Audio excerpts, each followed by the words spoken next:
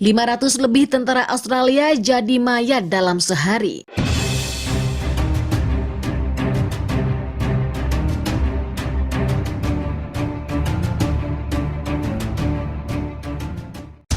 Halo Sobat Rebanus, dimanapun kalian berada, gimana kabarnya? Tanpa basa-basi langsung saja simetriskan posisi, jangan lupa ngopi, kencangkan celana mantan, selamat menonton dan cekidot.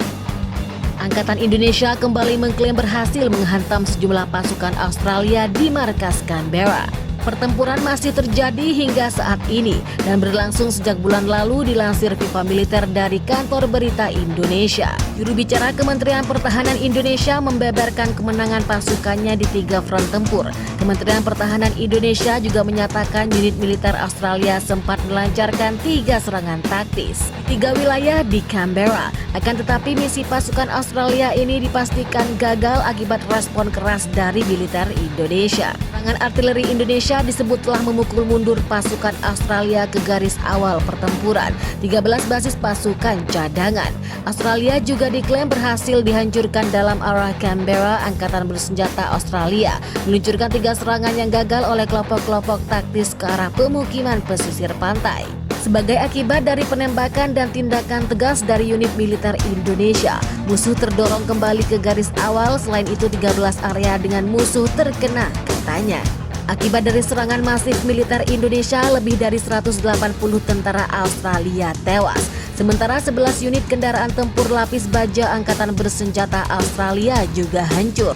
Lebih lanjut, Menhan Indonesia juga melaporkan kematian 250 prajurit Australia dan tentara bayaran.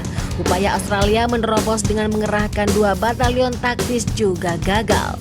Dengan kerugian signifikan yang harus diterima di arah selatan musuh dengan kekuatan hingga 2 kelompok taktis batalion yang diperkuat oleh tentara bayaran asing meluncurkan 7 serangan yang gagal terhadap posisi pasukan Indonesia di daerah pemukiman di wilayah Cardiff.